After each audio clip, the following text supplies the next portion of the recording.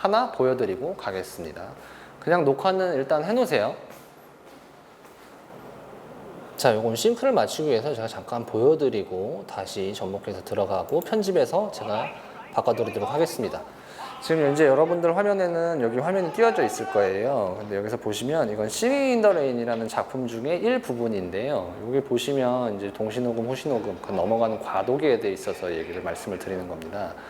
지금 보면 감독이 와가지고 자, 슛을 들어가겠습니다 하고 뭐 들어와가지고 작업을 하려고 시작했는데, 자, 대사의 내용을 제가 지금 자막을 깔진 못했지만요, 제가 말로 설명을 드리면, 자, 마이크가 요 숲을 더미 속에 있습니다. 요 마이크에 대고 얘기를 해야 정확한 소리가 들어올 수 있습니다 라고 배우들에게 얘기를 하는 거예요.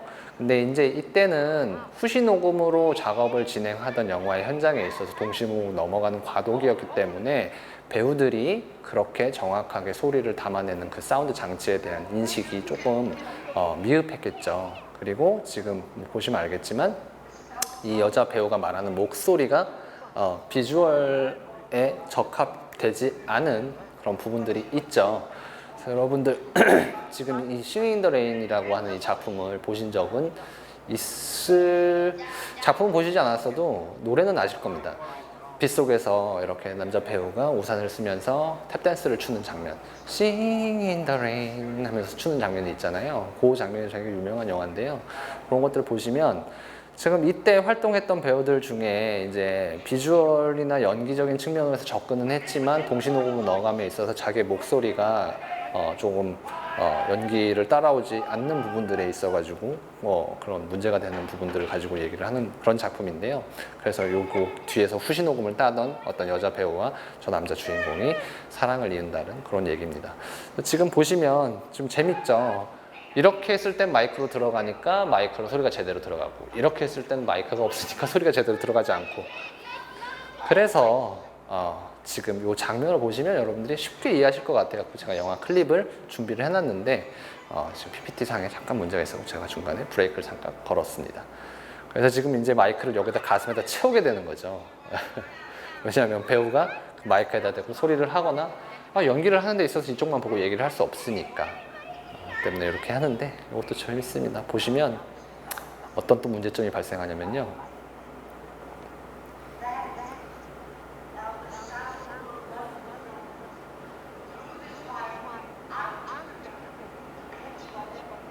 자, 지금 여기 감독이 얘기하는 거, 자, 이제 마이크를 여기다 가운데다 이제 가슴에다 채웠으니 이렇게 해서 이 선을 통해서 소리가 들어오는 겁니다 라고 여주인공에게 계속 설명을 하는 거예요. 그래서 슛 들어가겠습니다 하고 샥 촬영을 했는데 또 같은 증상이 나타나는 거죠. 마이크에서 소리를 제대로 잡을 수 없는 거죠. 그리고 마이크에서 드러나는 저런 것들을 더 가까이 채우기 시작하니까 또 어떤 일이 일어나냐면,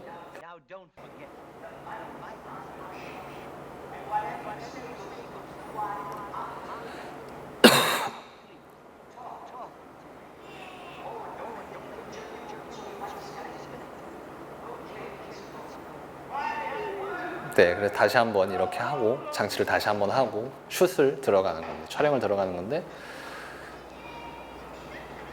이런 에피소드들이 나오게 되는 거죠. 네. 그래서 여기 이제 마이크를 너무 가까이 넣으니까 쿵닥쿵닥쿵닥 하는 소리까지 들어가는 그런 장면들에 대해서 얘기를 한 겁니다. 자, 이걸 보여드리려고 했고요. 제가 다시 PPT로 넘어와서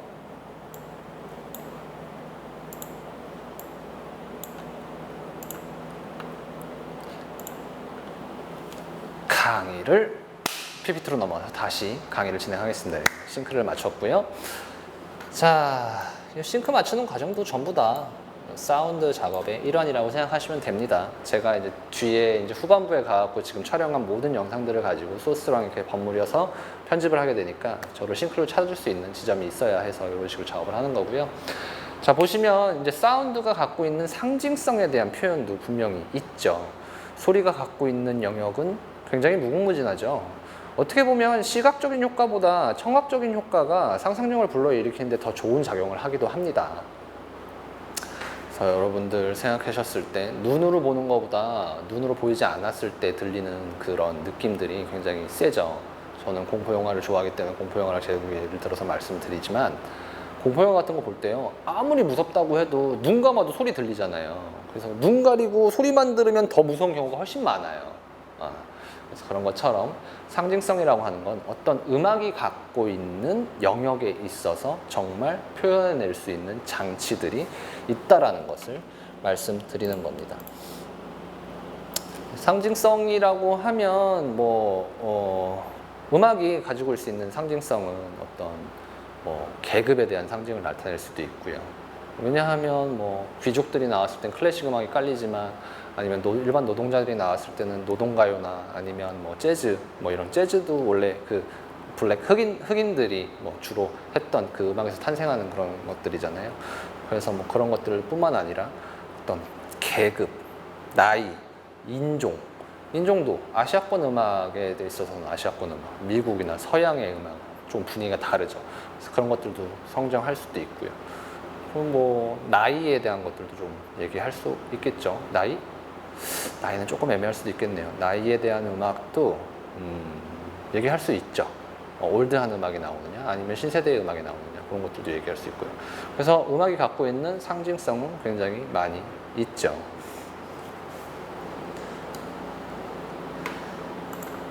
자, 그리고 확장성이라고 하는 것도 한 음악이 갖고 있는 중요한 기능 중에 하나죠.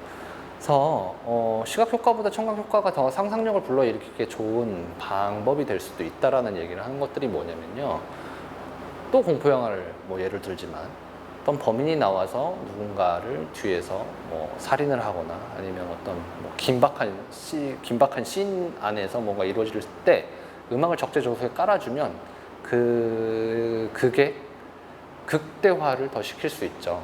분위기를 더 조정할 수도 있고요.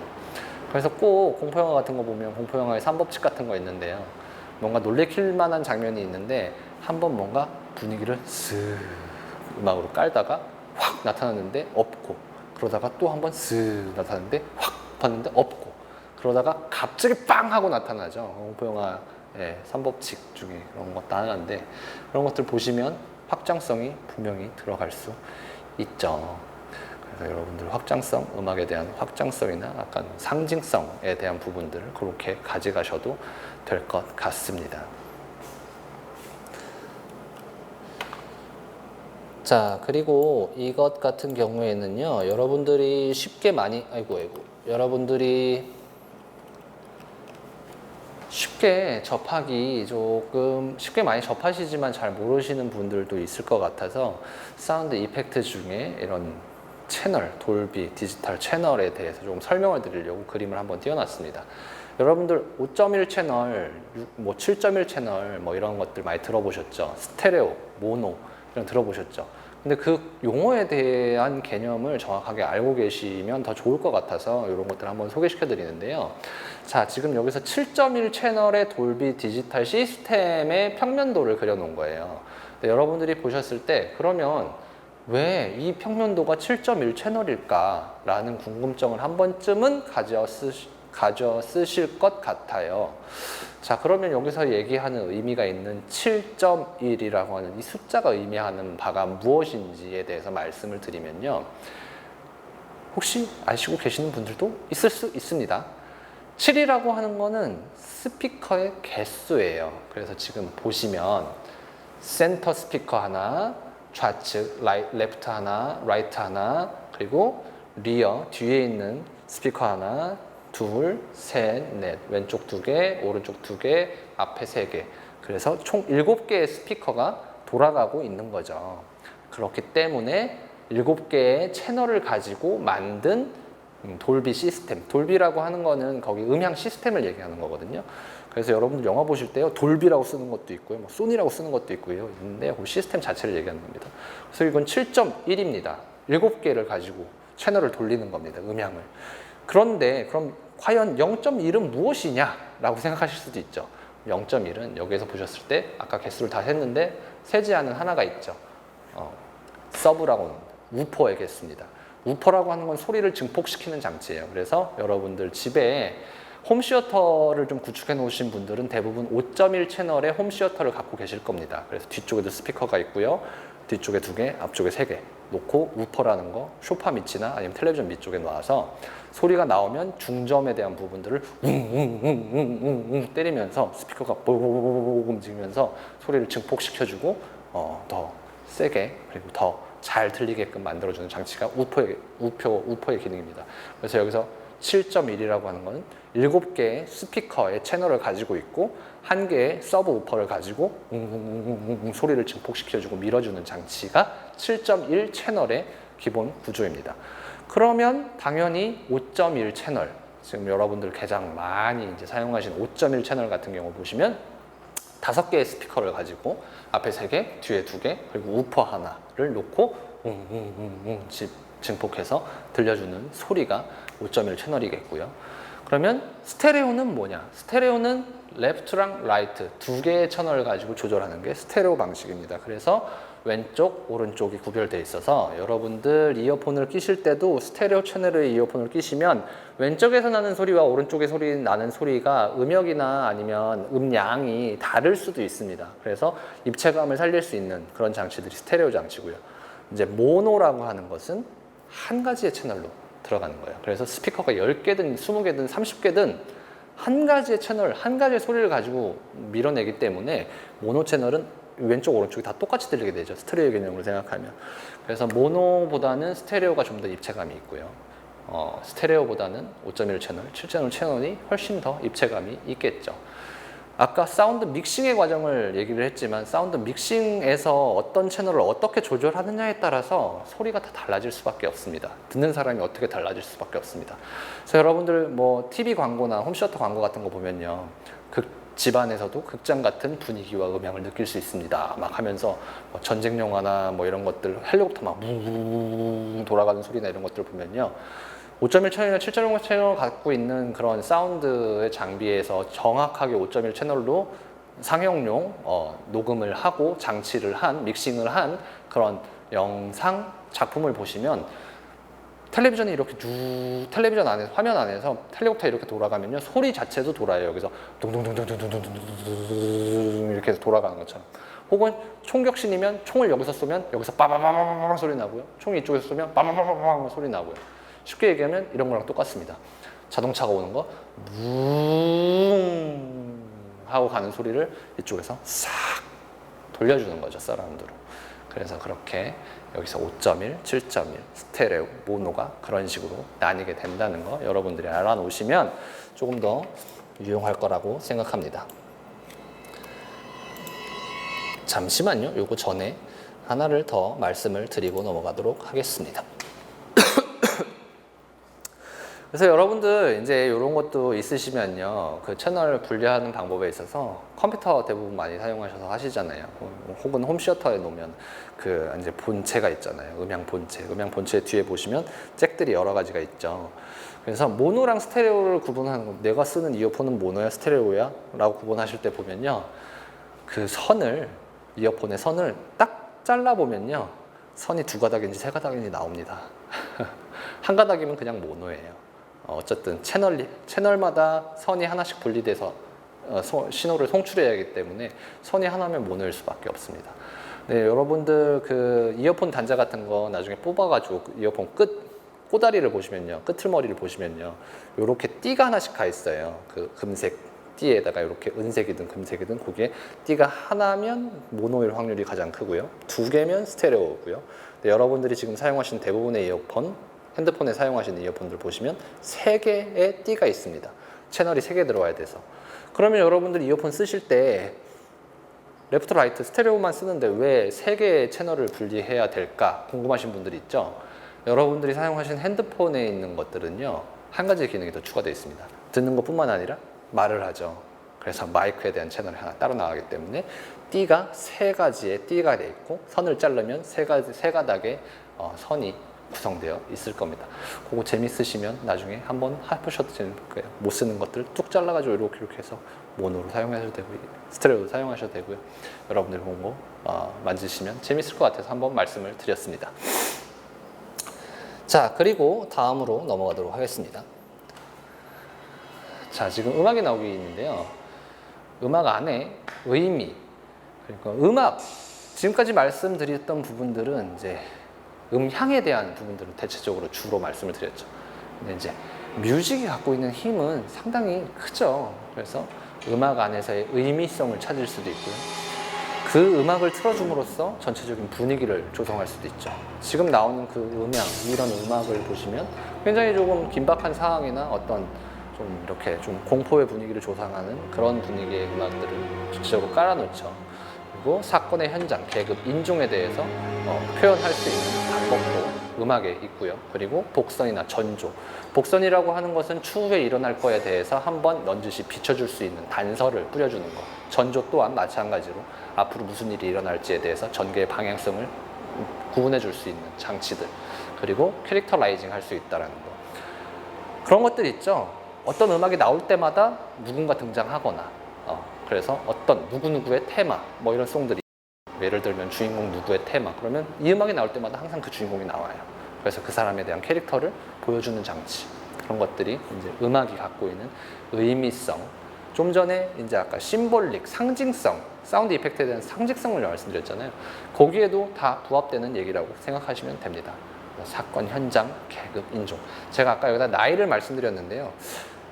나이는 음악으로 표현하기에는 조금 한계성이 너무 많기 때문에 나이는 굳이 취급하지 않겠습니다. 그래서 사건 현장이나 계급이나 인종에 대한 그런 것들을 표현할 수 있는 방법이 뮤직이라는 것들 한번 말씀드리고 넘어가도록 하겠습니다. 자, 끝났네요, 강의가.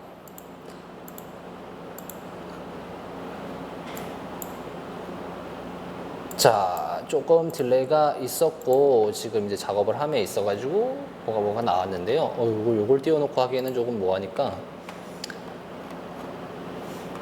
마지막 화면으로 이렇게 띄워놓고 하겠습니다. 그래서 또 음악이 나오는데 이 음악은 필요 없고요. 보시면 제가 여기 이제 다른 음악들 뭐 예를 들면 여러분들 유명한 영화 음악 중에 딩디리딩딩딩딩딩 하는 뭐 007 음악이 나오면 당연히 007 제임스 본드를 떠올리고요. 미션 임파서블이라는 그런 영화도 미션 임파서블 아직도 나오긴 하지만 그런 영화에서 보시면 미션 임파서블 주제곡 들면 당연히 미션 임파서블이 떠오르죠. 뭐 그것뿐만 아니라 굉장히 많죠. 그래서 그런 것들을 생각하시면 될 것 같습니다. 또 하나 재미있는 얘기를 해드리면 여러분들 동시녹음과 후시녹음의 개념은 어느 정도 정확하게 아시겠지만 미녀는 괴로워라는 한국 영화 보신 적 있으실 거예요. 거기 보시면 거기 나왔던 여자 주인공이 어쨌든 처음에는 노래를 대신 불러주는 사람이었죠. 근데 그 목소리를 가지고 어떤 가수의 뒤에 음악을 불러주는 사람이었다가 백보컬이었다가 나중에 그 사람이 이제 무대에 나가고 가수로 성장하는 배경을 가지고 있는 어떤 외향적인 조건이나 이런 것들을 다 변모시켜서 가지고 있는 그 영화를 생각하시면 디제스틱, 동시녹음, 넌 디제스틱, 후시녹음 이런 개념을 정확하게 접목시킬 수 있으실 것 같습니다. 자, 이상으로 사운드에 대한 개념을 처음부터 쭉 좀 훑어봤습니다. 조금 제가 중간에 편집을 어떻게 매끄럽게 하느냐에 따라서 조금 불편하게 편집이 됐을 수도 있겠지만 사운드에 대한 부분들은 그렇게 기억을 하시면 될 것 같고요. 그 음향에 대한 그런 효과나 이런 것들 굉장히 중요하고 여러분들 여기에서 제 강의를 들으시는 분들 중에서도 음향이나 음악에 관심 많으신 분들 굉장히 많으실 텐데 그런 것들 제가 지금 설명했던 개념이나 아니면 장치나 기법이나 용어들 같은 것을 좀 기억해 놓으시면 많은 도움이 되실 수 있을 거라고 생각합니다. 자, 강의 들으시느라고 고생하셨고요. 저는 중원대학교 영문학과 이태규 교수였습니다.